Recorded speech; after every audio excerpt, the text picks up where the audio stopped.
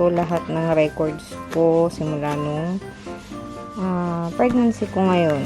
Insert ko na lang yung clip, yung file dito na pina-video sa akin doon nung sonologist.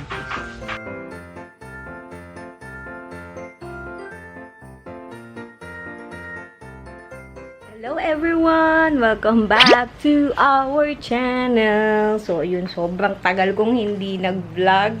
Nagpahinga kami right after nung sa Singapore. Sunod-sunod na kasi yung mga ganap. O, diba? Naka-lip gloss lang ako. Well, anyway, ayun nga. Distracted na naman.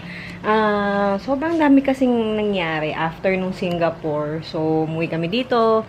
Tapos, bumalik na lang kami na Manila a week after. Tapos, ayun, sunod-sunod na yung mga ganap din. Nagkasakit si Lev. Kasi uso nga yung pneumonia ngayon, diba? So, ayun, parang 3 weeks na may sakit si Lev.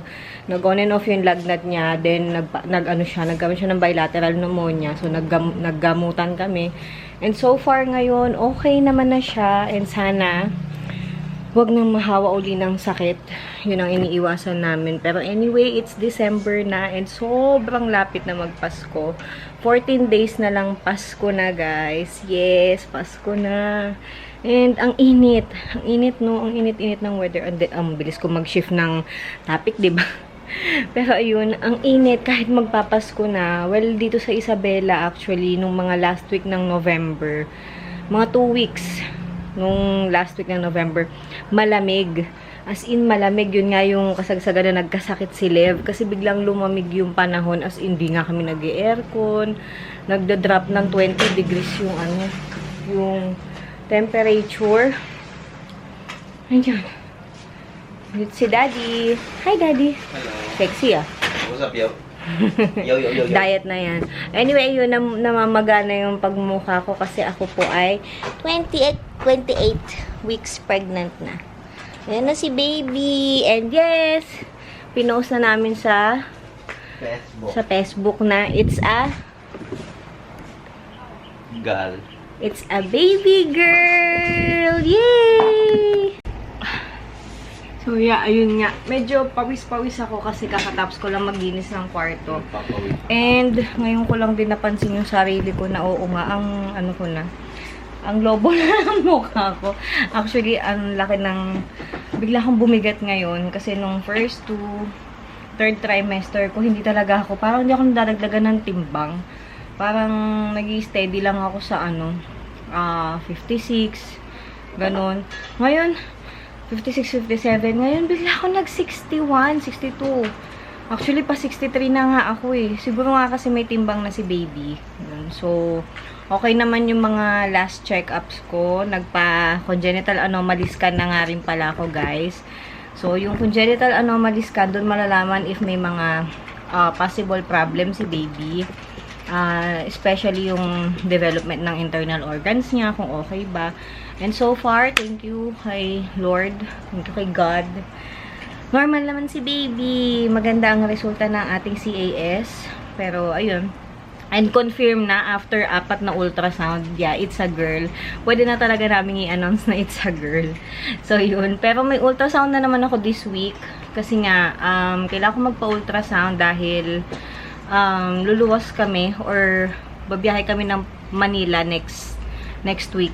Doon kami mag-spend ng Christmas. Siyempre, kasama yung parents ko.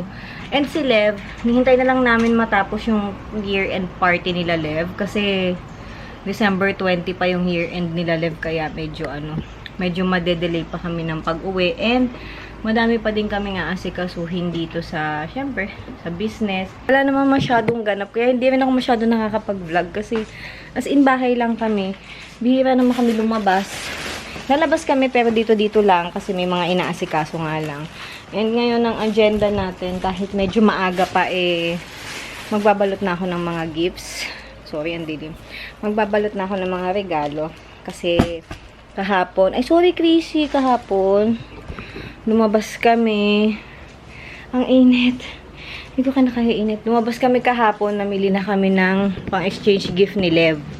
Yun. So, babalutin ko na yun and yung mga in-order ko sa Lazada na pangregalo namin sa mga tauhan namin dito. So, yun. Konti lang naman. Hindi pa naman kami totally namimili talaga ng mga pangregalo. Grabe yung init ngayon. And grabe yung tabako. Bigla akong tumaba. Anyway, mababawi naman natin dyan. Pagkapanganak, mabawi na lang tayo. Medyo namumula ako kasi nga, nakatapos ko lang maglinis dito sa kwarto. Kasi bukas, dadating dito sila mama and papa. Mag-stay muna sila dito ng mga 1 week. Request din kasi ni Lev. Gusto niyang, hindi na siya makapaghintay na pumunta dito yung lolo at lola niya. So, dito muna sila. Then, the next week, sabay-sabay na kaming uwi ng Manila. Para doon naman mag-spend ng Christmas. So, ngayon, ito lang naman ang aking gagawin. Yung para-exchange gift ni Lev. Kasi, meron siyang, nagbunutan na sila. Nabunot niya yung classmate niya na girl. And meron silang mga wishlist.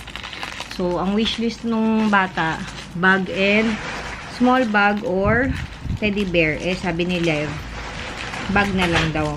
Yun ang pinili niya. So, yan. Then, yung mga small gifts lang niya sa mga teachers niya. Small lang naman. Small gifts lang. It's the end of the year. Everywhere on TV, couples and Christmas trees, gift wrapping and cheer. Just the worst time to be without someone special. In all the movies there, kissing in the snow, holding hands and mittens, baking together at home. Not like the movies when I'm walking in the snow, cold hands and mittens, eating gingerbread home alone. I dream of December nights, kissing under bright lights, snowflakes in my hair, carols playing in the air. I dream of December nights, kissing under bright lights, red bow in my hair, sleigh bells in the air. The only thing I'm missing is you. Stockings on fireplace, but in my living room, a single one with my name, knit sweaters and lace. Good morning! Alin? Si mother ay nandito, naglilinis ng CR. Sino yun? Dito. Dito. Dito or dito. Ako, I prefer here. Hello. So, andito sila mother and si father. Si papa kasama si Daddy Leo. Umalis sila. Meron silang pinuntahan. Mamaya punta tayo doon sa sinasabi ko. And, ayun, good morning. Hindi na kami masyado nakakapag-vlog. I'm really sorry. Against the light, dito tayo. Hindi na ako masyado nakakapag-vlog kasi busy-busy talaga. Today is December 14 na. Yes, malapit na magpasko. And, yun nga, yung plano namin na sa Manila kami magpapasko. Kaya, ang dami naming hinahabol ngayon bago kami makauwi man lang. Sana, ay na, nagawin yung laptop ko. Bakit ngayon pa? Na sana maihabol namin bago kami umuwi. Para pag nagbakasyon, di ba wala na tayo iniisip. Siyempre, yung mga pasweldo, yung 13th month pa ng mga tao. Tapos yung mga kailangan pa namin asikasuhin and all. Si Lev nasa school. Meron silang practice ng sayaw. Wala naman na siyang pasok. Natapos yung exam niya kahapon. So, may practice lang sila para sa year-end party nila. Kasi meron silang performance para sa sa 20. Kaya medyo matagal pa din bago kami makauwi na Manila. Pero, ayun. Dahil pa kailangan gawin. So, bihira ako makapag-vlog. And bihira din ako makapag-edit kasi sobrang busy talaga. Kaya, anyway, ayan. Para makita niyo kung gaano ka-busy. Nagbabalot kami ng mga regalo. Para dito sa mga tauhan. Ito yung mga nabalot ko noong nakaraan. Sa teacher ni Lev. Tsaka sa classmate niya na nabunot niya. Tapos, yung iba sa tauhan namin. And ito, sa tauhan namin. Then, yan sa teacher ni Lev. And yung ibang gifts, sa Manila na lang kami mamimili. And, syempre, mamimili si baby ng gamit niya. Yay! Ang init, parang hindi December.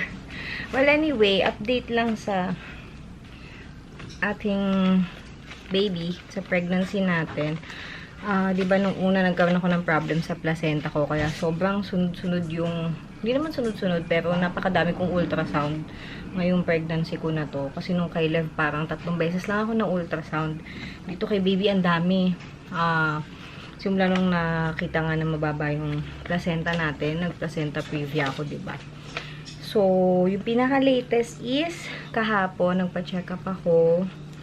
And, yun, nagpa-urinalysis din ako dahil nung nakaraan nagka-UTI ang ate nyo. Opo, UTI naman, diba? Pero okay naman na yung urinalysis natin. Cleared na tayo. Huwag na sana, kailangan ko na mag-behave. Wala na sanang maging problema. Tada! Okay na. Wala na tayong UTI, wala na tayong infection. Magtuloy-tuloy na sana. And ito yung pinaka-latest ko na ultrasound. Si baby. Yes, girl na siya. Girl na. Ilang ultrasound na yung pang-5 ko na yata to. Pare-pareho, girl. And okay na yung placenta natin. High-lying na siya. Malayo na siya sa ating, sa lalabasan ni baby. Malayo na siya. So, malaki na ang chance na tayo ay mag-normal delivery ulit. So, yun. 28 weeks and 4 days. So, bukas Saturday, ika-29th week ko na. According sa app. Pero, ayun. Malapit na tayong mga anak. Ayun lang. Hindi pa ako decided kung Manila or dito ako manganganak. Medyo madami pa i-consider.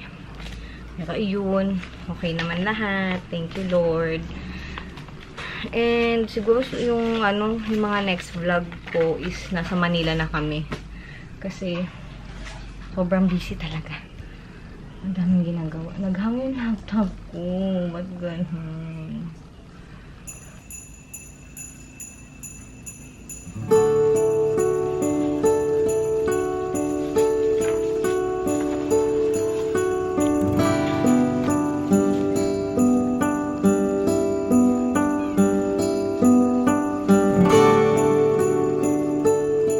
Nag-ayos-ayos lang ako. So, ito lahat ng records ko simula nung pregnancy ko ngayon. Second pregnancy. So, bilangan natin kung ilang ultrasound meron ako. Ito yung pinakauna, 7 weeks. Next, 10 weeks. Ultrasound ulit ako. 10 weeks. And then, next is 12 weeks after 2 weeks. Kasi nagkaroon ako ng bleeding kaya ako nagpa-ultrasound nito and nakita na, ayan nga, low-lying tayo nung 12 weeks ko. And then, next scan is at 15 weeks. And same to, ito naman yung nag-previa yata ako. Ayan, partialist. So, 15 after 3 weeks naman to. Ay, after 5 weeks pala kasi 10 yung last, 15. So, 1, 2, 3, 4. So, nakaka-4 na yan. Tapos, nagpa-ultrasound ulit ako at 17 weeks after 2 weeks. And, yan, nag-high-lying na siya. Then, congenital anomaly scan at 25 weeks. Yan. So, 25 weeks naman to. Yan. Normal naman lahat ng result ni baby. And then, yung mga laboratory test ko, yan. And then, last ultrasound ko kahapon, 28 weeks and 4 days. And, yan, high-lying na ang ating placenta. So, 1, 2, 3, 4, 5, 6. So, naka-6 na ultrasound, 7. 7 na ultrasound ako ngayong pregnancy.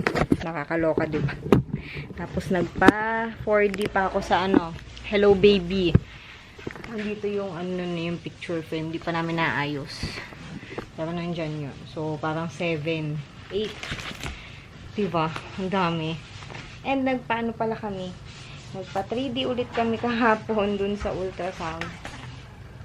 Kasi malaki na daw si baby, maganda na tignan. Tsaka nakikipag-cooperate siya. Kaya tin-ready na kami. Insert ko na lang yung clip, yung file dito na pina-video sa akin doon nung sonologist.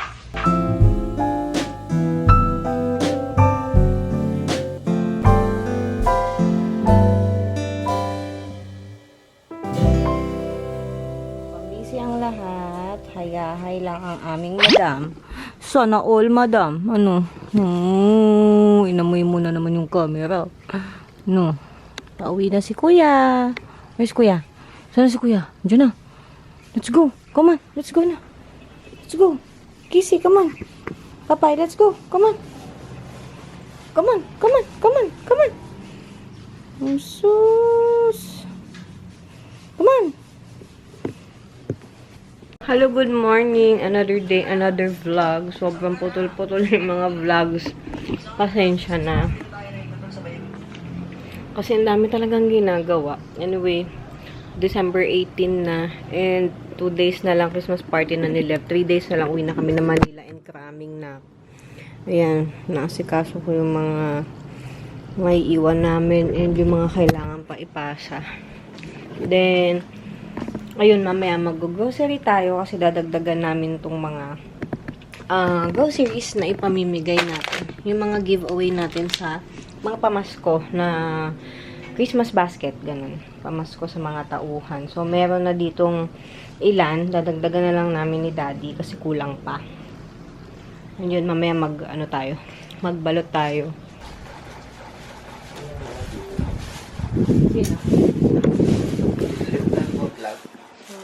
So, yan, again, ito yung laman ng gift pack or ng groceries na pamigay namin. Fiesta. Spaghetti and sauce na siya. Ito, ano to, 1 kilo na to. Apa, levy yan eh. So, again, ito yung laman. Fiesta, spaghetti and sauce na siya. Yung bundle na. Tapos, meron tayong pa-fruit cocktail dyan. Tapos, creme densada. Ito yung ano na, yung condensed and cream. Isa na siya. So, hindi na kailangan ng all-purpose. Tapos, meron tayong star margarine, macaroni, elbow macaroni pasta, cheese, maliit lang. Tapos, ito, gin. Siyempre, hindi mawawala yan dito, di ba? May paalak tayo. And, corned beef. Pang sahog siguro, pandagdag sahog siguro dyan sa spaghetti. And then, isang evaporada. Kasi ito pang sopas. Instead na pang, anong tawag doon? Pang salad. Pwede rin naman pang salad nila, pero option na nila yun. Pero, ayan, naglagay na rin kami ng evaporada. So, yan. All in all, nasa 500 pesos lang yan. Diba, mas madami kaysa bibili nung ano sa SM, no, ma? Yung 3-pack na ano lang ang laman, no? Parang mga merienda lang naman yung mga laman nun. So, ito, mas panghanda. So, yun. Balot lang kami. Almost done. Last na yan. Last na yan, ma? Kumuha na rin ako ng mga cards na panglagay. Ayan lang. Merry Christmas. Yun yung kay Daddy. And ito yung isa. Same lang. Tada! Bakala 7 na.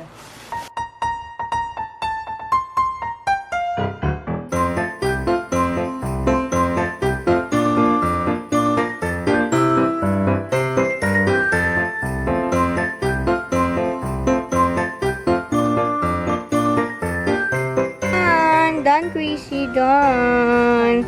Ayan na, oh. May Merry Balot Christmas. natin si Bobo.